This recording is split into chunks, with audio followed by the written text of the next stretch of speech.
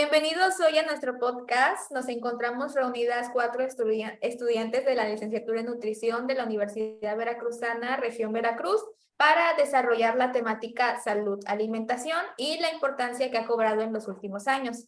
Para esto nos vamos a basar en un simposio de alimentos funcionales llevado a cabo en febrero del año pasado, el cual toca los temas nanoemulsiones como vehículo de compuestos activos, elaboración y conservación de alimentos con propiedades funcionales, evaluación funcional de microorganismos en la aplicación y mejoramiento de alimentos fermentados y finalmente el efecto de polvo de pulpa de café en parámetros reológicos y de panificación en masa para pan. Sin más preámbulos, demos inicio a tan pertinente plática. Bueno, principalmente es crucial definir el concepto de alimentos funcionales. Cuando nosotros decimos alimentos funcionales, nos referimos a aquellos alimentos o ingredientes que cuentan con funciones biológicas en el organismo humano. Algunos criterios con los cuales nosotros podemos reconocer un alimento funcional es cuando se ha quitado o neutralizado algún componente indeseado, tóxico o alergénico, cuando se añade una sustancia benigna para reemplazar alguna maligna, cuando se ha aumentado el contenido de un componente benéfico para la salud que previamente ya contaba el alimento, como puede ser la adición de prebióticos, a esto lo conocemos como enriquecimiento, o cuando se ha adicionado algún ingrediente que el alimento no contenía. Esto es la fortificación, dando así la ventaja de la salud a quien lo consume. Como nutriólogos, los alimentos funcionales nos caen como anillo al dedo, porque más que quitar alimentos de nuestros planes alimenticios, ahora podemos enfocarnos en aquellos que nos brindan un plus en algo. Me encanta porque en lugar de obtener el aporte nutricional normal de algún alimento, podemos incrementarlo de que al 2 por 1 más o menos. Exacto, y es que actualmente las personas buscan una mejor calidad de vida. Es impresionante ver cómo después de tanto tiempo las palabras de Hipócrates, que tu medicina sea tu alimento y alimento tu medicina, cobró importancia no solo en nutriólogos, sino también en aquellos que se dedican a las ciencias de la salud y también en consumidores. De ahí nace la temática que queremos tocar el día de hoy, la relación de salud-alimentación. Sí, es que el enfoque de la nutrición ha ido cambiando con el tiempo y es algo muy gratificante como estudiantes ver que no se queda estancada en un mismo punto. Al principio esta solo se enfocaba específicamente en cuestiones de suplementación, es decir, el cubrir aquellas deficiencias nutricionales, pero con el paso del tiempo en cuestión de mejorar la salud, pues creció el interés en fortificar alimentos y en estudiar la funcionalidad de los mismos para que pudiesen ser aprovechados en la prevención de ciertas enfermedades. Sin embargo, vemos que más o menos por 2005 en adelante, ya la nutrición va encaminada hacia lo nutrigenómico, a esta nueva ciencia de la alimentación y el estilo de vida que está interactuando con nuestros genes, dando paso a una nutrición más personalizada.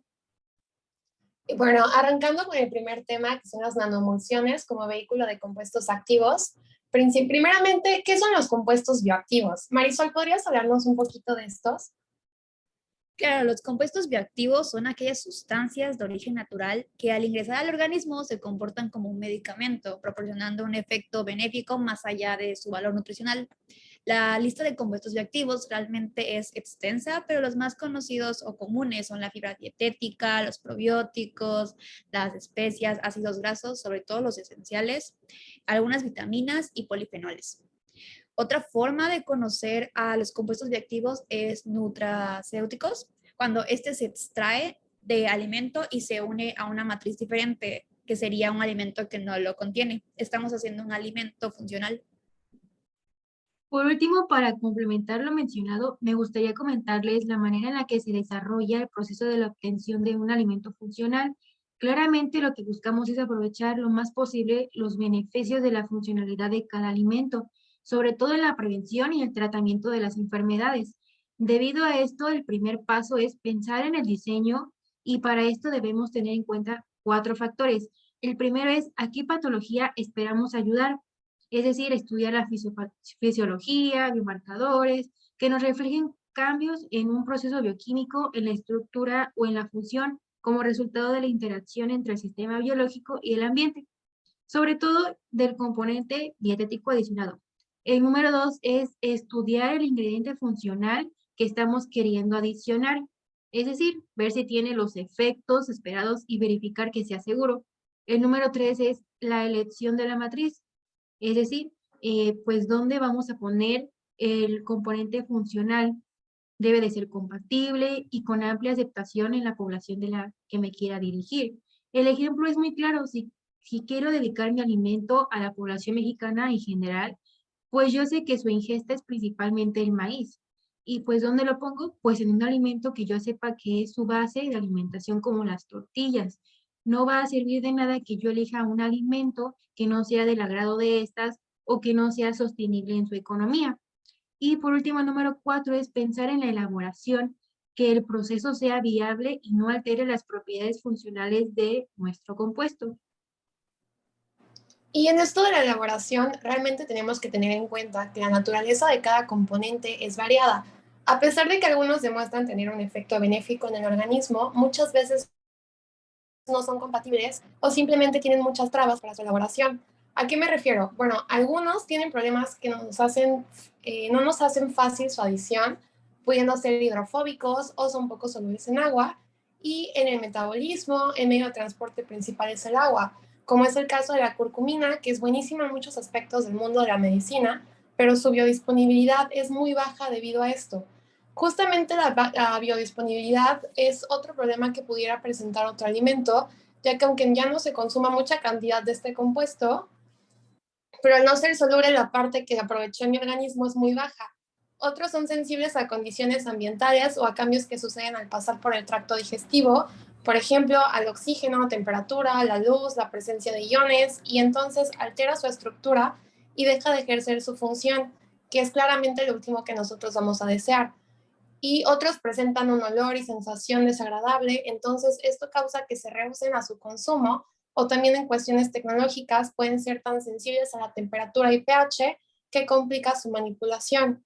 Ejemplo de grupo conflictivo pueden ser compuestos fenólicos, carotenoides, aceites esenciales, ácidos grasos, vitaminas, liposolubles sobre todo.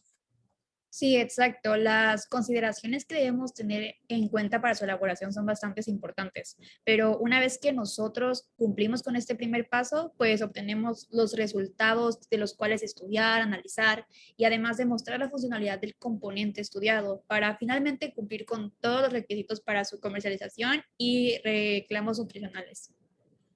Y esa es la razón del por qué la industria farmacéutica dio la pauta para la mejora de estos problemas mediante sistemas de acarreadores que son capaces de encapsular, proteger y entregar al organismo este compuesto para garantizar la absorción y dosificación en la zona deseada, basándose principalmente en emulsiones, por lo menos en alimentos.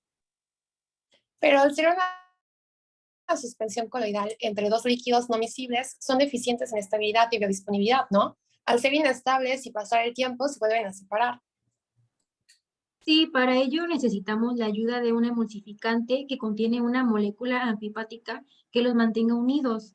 De esta manera funciona como un puente, la parte hidrofóbica se une al aceite y la parte hidrofílica al agua. Claro, un ejemplo común podría ser el de la leche. La leche es una emulsión y el emulsificante que la mantiene de manera homogénea son las proteínas que contiene la leche. Ya planteando este contexto de las emulsiones, cuando utilizamos nanoemulsiones, como su nombre lo indica, nano viene del griego babot, que significa enano, y nos estamos refiriendo a una dimensión más pequeña, lo cual nos beneficia, ya que aumenta el área superficial, permitiendo un mayor transporte, exposición y penetración del compuesto activo, facilitando la bioactividad, por lo que la diferencia entre la nanoemulsión y una emulsión solamente sería el tamaño. Exactamente. Además, las nanoemulsiones van a ayudar a acarrear el compuesto activo, ya que lo protegen contra factores ambientales deteriorativos, además de la membrana intersticial que los aísla de estos y aumenta el área superficial al hacerlas más chiquitas, lo que permite un mayor transporte, exposición y penetración del compuesto activo. Es decir, la biodisponibilidad lo que va a facilitar es la actividad biológica o la actividad bioactiva. Además, reduce la actividad de bioactivo a los factores ambientales, aumenta la solubilidad porque le da transporte, enmascara sabores y olores, aumenta la biodisponibilidad contra la liberación dentro del órgano que necesitamos y facilita la manipulación y almacenamiento. Y bueno, existen dos métodos para hacerlo. Los métodos de baja energía y los equipos de alta energía. En los métodos de baja energía están limitados por la naturaleza de los componentes y lo que realmente comúnmente se hace para hacer una emulsión es golpear las gotas grandes que tenemos y hacerlas pequeñitas o obligarlas a pasar por conductos muy pequeños que hacen que se reduzca su tamaño. Entonces, primero se tiene homogeneizadores de alta presión, donde las gotas grandes de emulsión entran y se golpean contra la válvula, o hay ciertos con pistones y las gotas salen en tamaños nanométricos. También se tiene otro equipo que se llama microfluidizador, que el efecto que tiene es el mismo, entra con tanta presión que la emulsión al golpearse va a reducir su tamaño. Y por último, se tiene el método de ultrasonicación, donde el que golpea estas gotas para que se hagan más pequeñas son las ondas ultrasónicas mediante el proceso de cavitación. Y estas gotas grandes implosionan y entonces obtenemos unas gotas más pequeñas. Sí, pues es importante también mencionar que lo más importante en una nanoemulsión o emulsión es que sea estable, es decir, que nos quede de manera homogénea y que no se separen las fases. Entonces se debe cuidar todos estos factores para un sistema estable para que nos dure más tiempo y se puedan aprovechar mejor sus beneficios, que son la concentración, emulsificación, la interacción de propiedades interfaciales, tamaño de la partícula, la viscosidad, la carga de gotas y la densidad de las fases. Así es. De hecho, se han encontrado tipos de inestabilidad que son diferentes, pero consecutivos, que pueden suceder. Y estos son, uno, que las gotitas en la emulsión se unan y ante los equipos parece una gota mucho más grande, que es el caso de la floculación. En segundo lugar, una vez que floculan, el siguiente paso es la coalescencia, donde se rompen las barreras que las unen y se forma una sola gota muy grande. En tercer lugar, una vez que se ha coalescido, la emulsión depende de la densidad. Si es mayor la densidad que el líquido, se irá para abajo y se llama sedimentación. Pero si es menor la densidad que el líquido que los mantiene, se irán a la superficie, lo que se llama como cremado. Y realmente todavía no está establecido. Bueno, la elaboración y conservación de alimentos con propiedades funcionales es la siguiente plática y bueno, como introducción se mencionó que gracias a la aplicación se permite comprobar los efectos benéficos como perjudiciales de los componentes en la dieta, que son el resultado de la formulación e innovación de alimentos. De igual manera, las tareas que se deben llevar a cabo son responder dudas del consumidor y tomar mejores decisiones nutricionales. Aunque también es importante mencionar que la alimentación se ve afectada por factores sociales, biológicos y ambientales del individuo, que son los que se deben tomar en cuenta para la regulación de procesos e innovación. La ponente también mencionó que se puede describir a un alimento funcional como un elemento importante para conservar la salud. Existen diferentes problemas en donde pueden contribuir, ya que son iniciativas que se van generando en el país bajo diferentes contextos. Así también nos platicaron de algunos contextos sobre los cuales el grupo de investigación que diariamente está trabajando tiene que ver con el abordaje en donde buscan incidir de acuerdo con las problemáticas o algunas problemáticas que se han identificado. De hecho, se mencionaron 3 problemáticas donde están tratando o propiciando interceder y de acuerdo con cada una de estas problemáticas se están poniendo y formulando. La primera que se mencionó fueron las enfermedades crónicas no transmisibles. Un claro ejemplo es la obesidad infantil, que en México, pues como sabemos, es uno de los principales problemas que se generan en nuestro país. Es siendo necesario para crear un alimento funcional en relación a esta patología, conocer el contexto del sector salud como en la población en general y el efecto que se está teniendo. Claramente está vinculado con patrones de alimentación y activación física, algunos de los cuales pueden estar asociados con transición de la dieta, alimentos procesados, adicionados con altas cantidades de grasa, azúcares y sal, disminución de la actividad física de la población y los hábitos adquiridos en la niñez persisten en la edad adulta. En relación a los patrones de dieta, se podría mencionar como ejemplo en diferentes ámbitos, pero teniendo en cuenta una común alimentación mexicana, en el ámbito rural tenemos abundantes pues, tortillas y leguminosas, también cereales dulces y preparaciones con maíz. Un patrón diverso a mencionar que es abundantes verduras, frutas y bebidas azucaradas, y en el patrón occidental bebidas azucaradas y cereales dulces.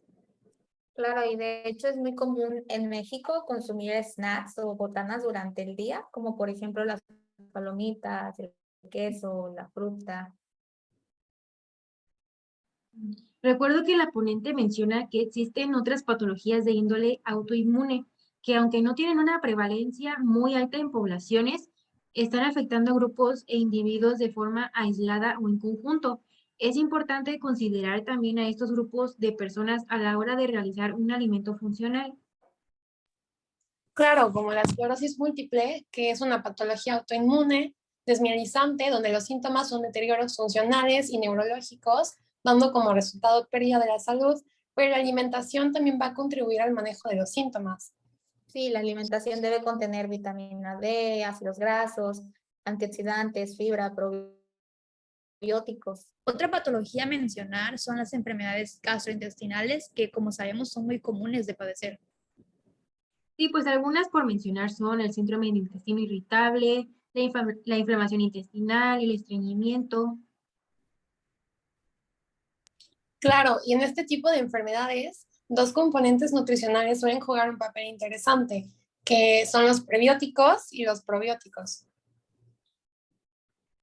En cuanto a la elaboración de alimentos, los pasos a seguir para llevar a cabo este proceso son, el primero es identificar cuáles serían las materias primas que se van a utilizar. El número dos es, una vez identificada la materia prima que se pretende utilizar para la elaboración de un alimento con propiedades funcionales, revisar si la materia prima requiere un cambio o una modificación. El tercer paso es, se tienen los ingredientes y se identificó la dosis que va a contribuir y ejercer esta funcionalidad. Ya que sé cuáles son las condiciones que necesito generar para que en mi ingrediente, un alimento esté con las características necesarias para que pueda trabajar, el paso número 4 es identificar cuál va a ser el proceso tecnológico que se va a utilizar, es decir, transformación física o química. Comenzar a definir cuál va a ser toda esa tecnología o esos métodos y técnicas que se van a emplear para producir el alimento con propiedades funcionales con efecto benéfico para la salud. Y por último, el paso número 5 es, ¿no te gustaron los resultados? Entonces se debe modificar la formulación, identificando cuáles serían las características que tendría que tener el producto y que no tiene y cómo lo mejoraríamos.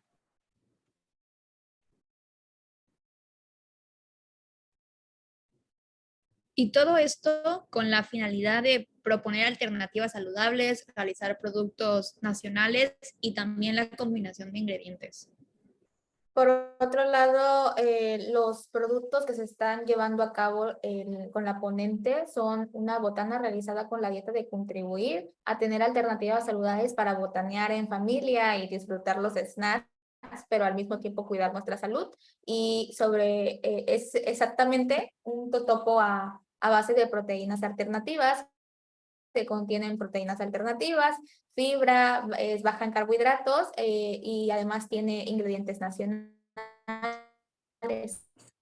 Así es, también nos comentaban el brownie que contiene fibra, prebióticos, proteína, ácidos grasos poliinsaturados, que bueno, en el caso de pacientes con esclerosis múltiple es común que se presenten problemas digestivos y fatiga, por lo tanto se ha identificado que los flavonoides que están contenidos en la cocoa van a ayudar a mejorar la situación de fatiga y fatigabilidad que presentan estos pacientes. Y bueno, los prebióticos van a contribuir a regular la disbiosis que tenemos en estos pacientes con esclerosis múltiple. Y en relación a la proteína, se está incluyendo una proteína que sea adecuada, de fácil digestión y que va a contribuir al buen estado de nutrición de los pacientes. Y por último, los ácidos grasos van a ayudar al proceso inflamatorio. Ajá, y en el caso de la trufa, esta contiene prebióticos y proteínas que sirven para regular procesos digestivos, antioxidantes que nos ayudan o contribuyen con los procesos inflamatorios que podemos llegar a tener o presentar. Finalmente, la conservación de alimentos. ¿Qué son y qué hacen las tecnologías no térmicas? Estas consumen menos energía, disminuyen costos de procesamiento, extender vida en anaquel, eso es una gran ventaja que tenemos. También conservar propiedades nutricionales y sensoriales, inactivar microorganismos y modificar actividad de enzimas. Algunos ejemplos son los campos eléctricos pulsados, el campo eléctrico de alto voltaje, el ultrasonido y las altas presiones hidrostáticas. Proporcionándonos ventajas, las cuales podrían ser biosíntesis de metabolitos secundarios con efecto benéfico en la salud, incrementar el contenido de nutracéuticos en frutas y vegetales, incrementar la vida en aquel y inactividad de microorganismos. Así es, y bueno, continuando con el tercer tema, que es evaluación funcional de microorganismos, aplicación y mejoramiento en alimentos fermentados. Bueno, como comentamos al principio, para que se pueda considerar funcional los alimentos deben de haber sido sometidos a un procesamiento donde hayan sido mejorados o fortificados, como aquellos que contienen ácidos grasos, fibra alimentaria, vitaminas y alimentos fermentados que han sido enriquecidos con organismos vivos y nos ofrecen un efecto probiótico a través de los organismos ingeridos y también a través de una interacción indirecta con los metabolitos utilizados por el microorganismo, los cuales se producen durante el proceso de fermentación.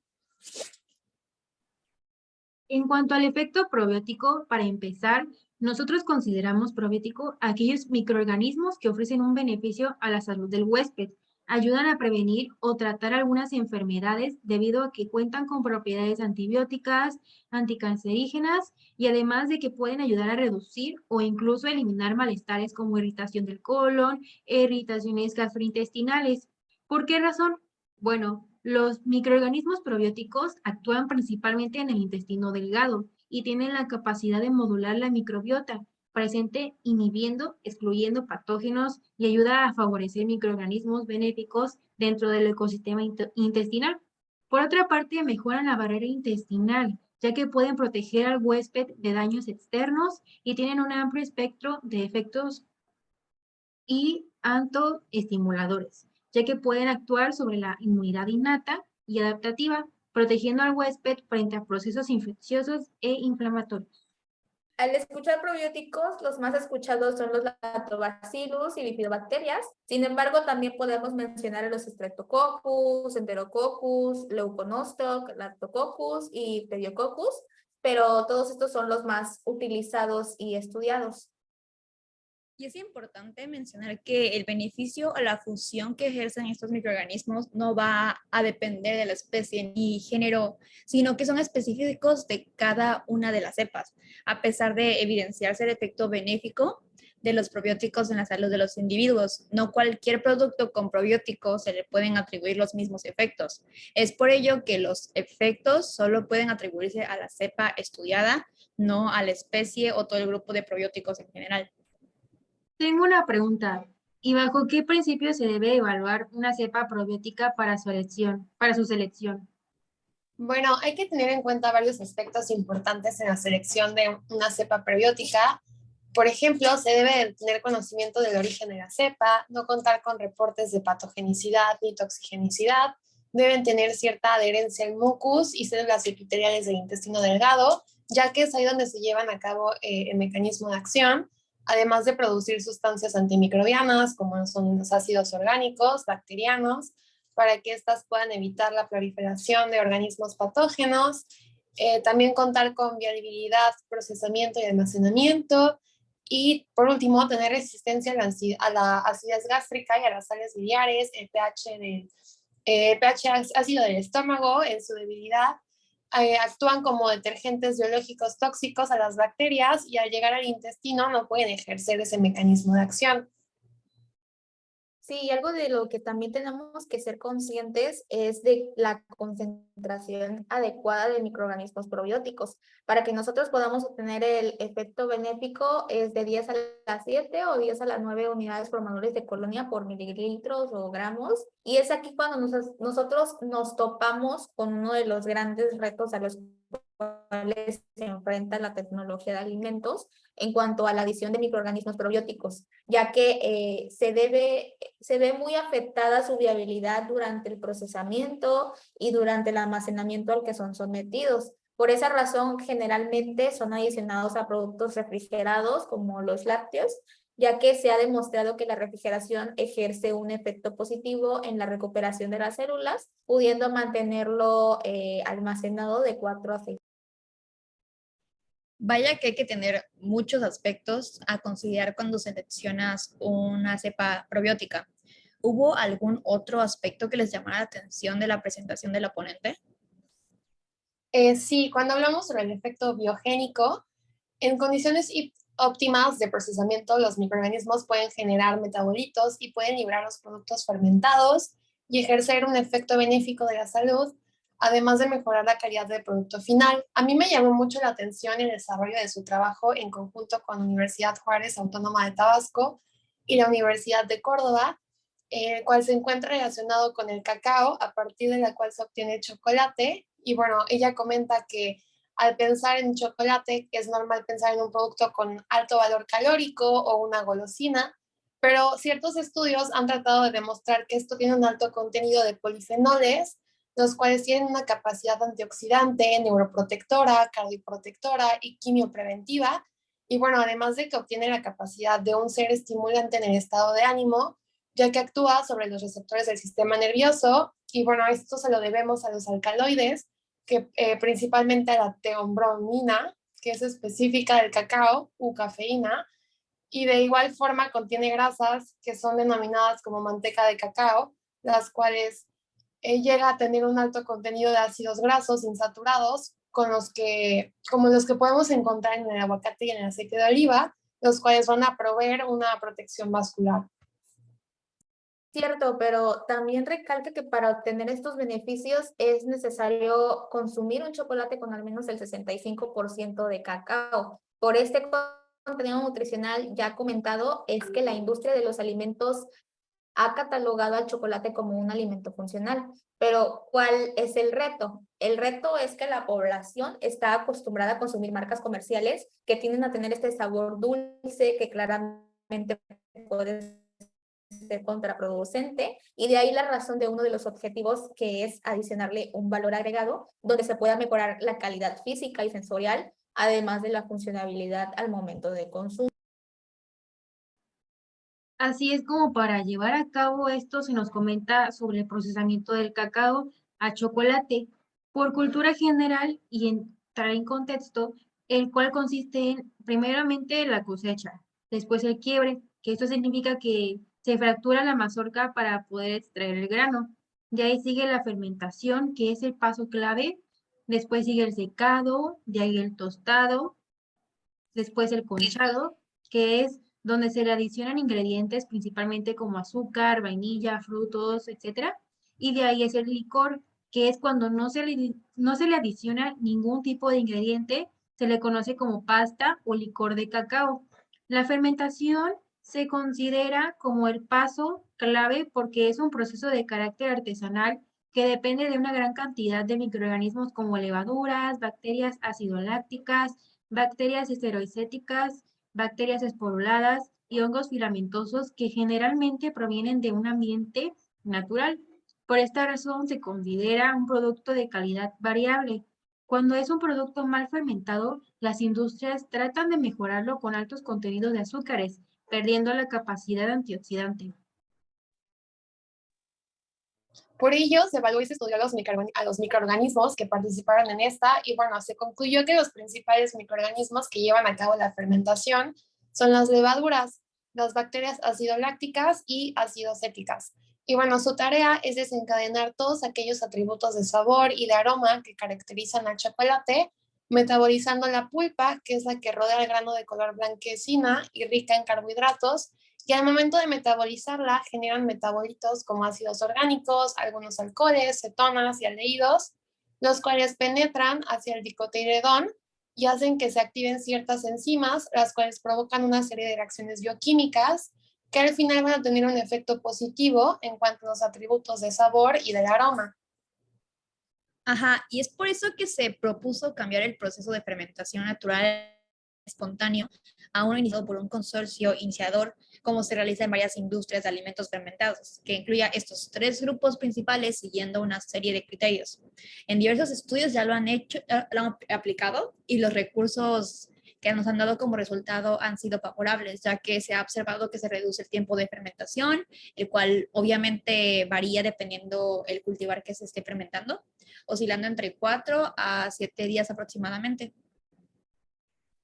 Claro, sin embargo, en algunos estudios que han monitoreado la intensidad de los flavonoides, se ha registrado que el grano tiene una gran cantidad de estos al principio, pero conforme va avanzando se pierde esta capacidad antioxidante y de esta manera también su funcionalidad al momento de consumo. Y bueno, para ello se ha recomendado reducir el tiempo de fermentación a 3 días y sí se han observado que hay ciertas mejoras en cuanto a atributos de sabor, aromas, obteniendo un producto de mayor calidad. Sí, es bastante interesante. Y bueno, finalmente recuerdo que también mencionaron ciertos criterios de selección para levaduras, bacterias ácido-lácticas y bacterias ácido-acéticas. Es favorable que produzcan enzimas que tengan la capacidad de metabolizar esos azúcares presentes en la pulpa, además de tolerar altas temperaturas, debido a que la fermentación es un proceso que libera calor exotérmico. Entonces la temperatura se eleva hasta 50 grados centígrados. Se espera que los que lleguen a tolerar, así como los cambios de pH que se producen debido a la formación de ácidos orgánicos.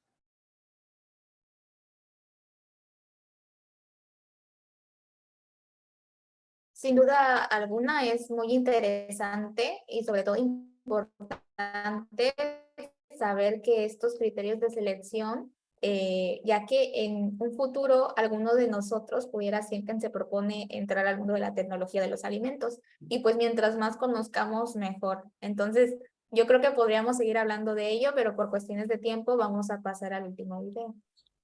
Bueno, concluimos con el efecto del polvo de pulpa de café en las propiedades reológicas y parámetros de panificación en masa para pan y batidos para muffins. Para comenzar, me gustaría explicarles en pocas palabras qué es la reología. La reología es una ciencia que estudia el flujo y de la deformación de los materiales. Y el flujo debe entenderse como una deformación que se presenta crecientemente ante la acción de una fuerza externa constante, la cual produce esfuerzos cortantes en el material.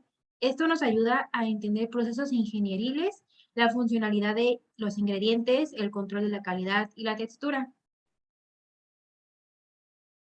Lo que yo sé es que generalmente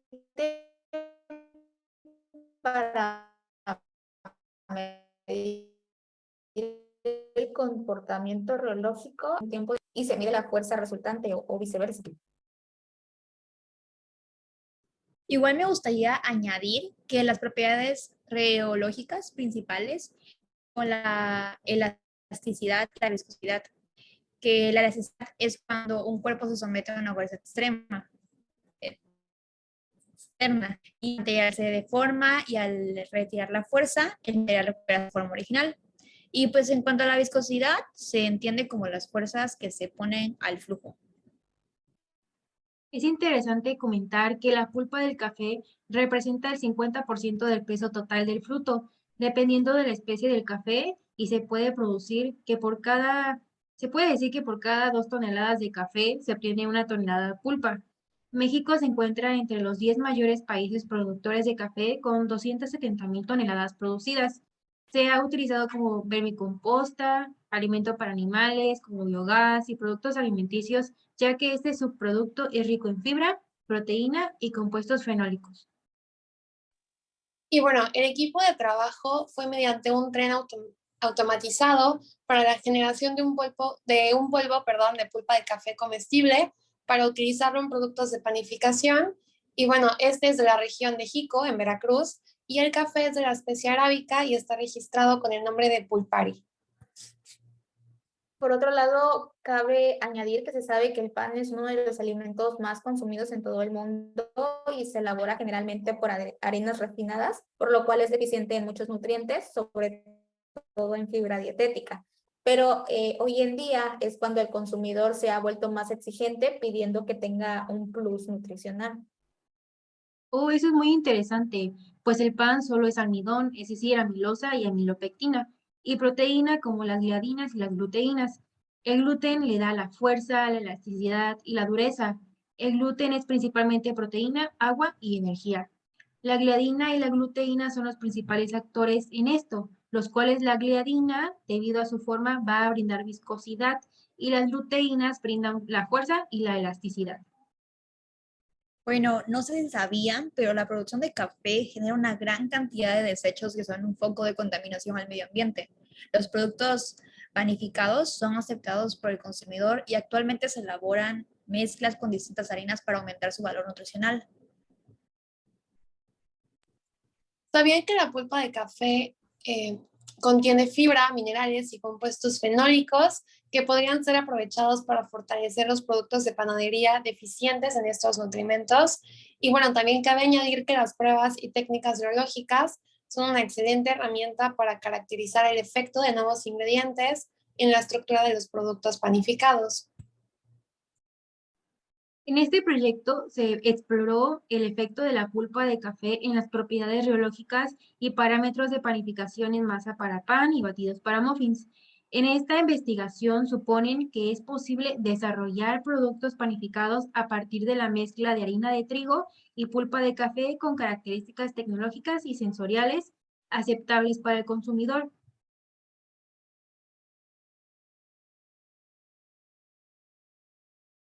La sustitución de harina de trigo por polvo de pulpa de café, en la viscoelasticidad de las masas y batidos y parámetros de panificación de dos sistemas alimentarios. Wow, eso suena como un muy buen objetivo. Pero para la metodología, lo que se hizo fue hacer dos niveles de sustitución diferentes, uno para pan y otro para muffins, y consistió de 4 etapas. Determinar la humedad, la fibra y el tamaño de las partículas fue la primera. En cuanto a la segunda, fue las pruebas de agua y propiedades de mezclado. Para la tercera fueron las pruebas geológicas. Y para la cuarta, el horneado y firmeza de miga. Oh, pues quiero mencionar que para la absorción de agua y las propiedades de mezclado hicieron pruebas para poder determinar qué concentración iban a ocupar entonces, pues decidieron utilizar concentraciones bajas en el pan. En esta prueba determinaron el porcentaje de agua, el tiempo de desarrollo, de estabilidad y de ruptura y el índice de tolerancia al amasado. Esta prueba consiste en ejercer una fuerza de torque, el cual va a medir la resistencia que pone el mezclado de la harina cuando se le va agregando el agua. Hay una consistencia objetivo que son de 500 unidades Gravender. Se mide en tiempo de desarrollo que tarda en llegar a esa consistencia. Y en cuanto a las pruebas de comprensión y recuperación del gluten húmedo, estas se realizaron bajo métodos oficiales, que consiste en extraer el gluten de 100 gramos de harina y posteriormente ese gluten se pasa a una centrífuga para retirar la mayor cantidad de agua y se hace una compresión biaxial en un gluten core. Para las pruebas de fluencia en gluten y masa se llevaron a cabo en un reómetro, un instrumento que es sumamente sensible, en el cual se hacen pruebas muy pequeñas. El problema con ellos es que estos equipos requieren de un conocimiento mayor y requieren también como tener mucho entrenamiento, ya que en la más mínima equivocación o error que tengas, puede variar la variación de las mediciones, es decir, la puede afectar o puede haber una alteración en ella. Con respecto al horneado del pan, se realizó en base a un método de la AACCI. Se realizaron 24 panes en un día y los ingredientes fueron 100 gramos de harina, 500 v de agua, 5.3 gramos de levadura, 6 gramos de azúcar, 1.5 gramos de sal y 3 gramos de manteca vegetal. Por otro lado, los muffins de chocolate no tuvieron una metodología como tal, entonces tuvieron que estandarizar cómo iban a realizarlos. Y bueno, hicieron las mezclas en unos pequeños recipientes y de ahí mezclaron todos los ingredientes sólidos en una KitchenAid durante 2 minutos, pesaron 50 gramos de cada uno de los espacios para muffins en papel para muffins y los hornearon durante 20 minutos a 204 grados centígrados. Los almacenaron durante 7 días, haciendo mediciones en el primer, cuarto y séptimo día. ¿Y cómo es que midieron la firmeza? Bueno, para ello utilizaron un método estándar de la AACCI a un 25% de compresión con 2 rebanadas de 12.5 milímetros cada una, a diferencia del muffin. Utilizaron el método de la AIB. Esta la tuvieron que adaptar un poco debido a que sus muestras se rompían cuando estaban realizando la medición. Bueno, para los resultados, el contenido de fibra de la pulpa del café fue de 44 gramos sobre 100 gramos, en donde 10 gramos son de fibra soluble y 34 de insoluble. Es bueno saber que es importante determinar la humedad de los compuestos que utilizaron, ya que las pruebas que realizaron son muy sensibles a la temperatura y a la humedad, y la absorción de agua tuvo una tendencia a disminuir. Sin embargo, los tiempos de estabilidad y tiempo de desarrollo tienen otras medidas. También en cuanto a las pruebas de comprensión y recuperación en gluten, vieron de pulpa de café y se afecta desde el primer nivel de sustitución. Ok, entonces el gluten sí es afectado por las concentraciones que utilizaron del polvo de pulpa de café. Bueno, en cuanto a los resultados de las pruebas de fluencia y recuperación, se dieron cuenta que estuvieron endureciendo la muestra.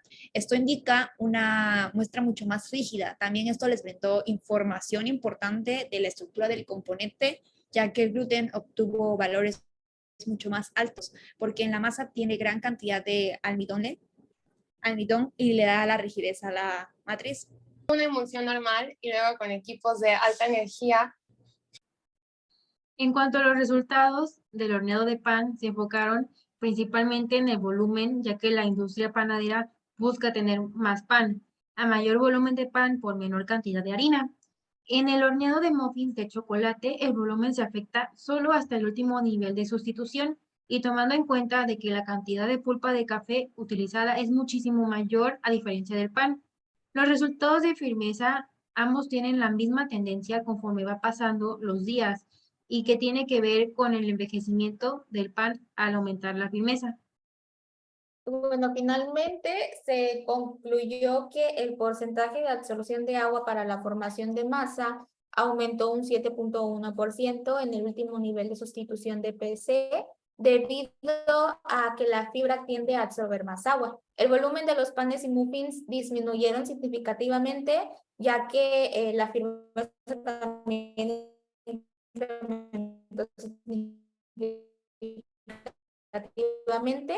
Y bueno, los muffins de tener una mayor cantidad de PC. La incorporación de PC en pan en un cambio notable en volumen y textura, y los muffins solo experimentaron un cambio notable en volumen y firmeza.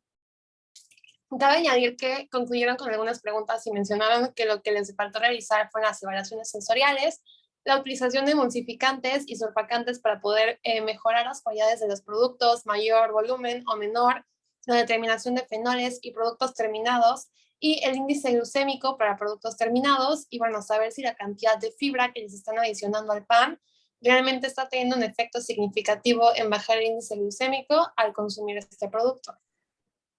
Y bueno, ya para concluir, mencionaron que el sabor es uno de los principales limitantes, tanto el color, el sabor y el olor no tanto. Sin embargo, en los muffins el chocolate enmascara mucho el sabor y el pan sí sabe como a pasto, es lo que mencionaron. Y sí puede ser consumido por niños porque se les quita la cafeína. Y de esta forma damos por concluido nuestro podcast sobre salud y alimentación. Esperamos que haya sido de su agrado. Por ciertas cuestiones de la virtualidad hubo muchos obstáculos en la realización de este video y uno que otro problemita que seguramente pudieron notar. Sin embargo, creo que ha sido más interesante de cada simposio. Sin nada más que añadir, nos despedimos y muchas gracias.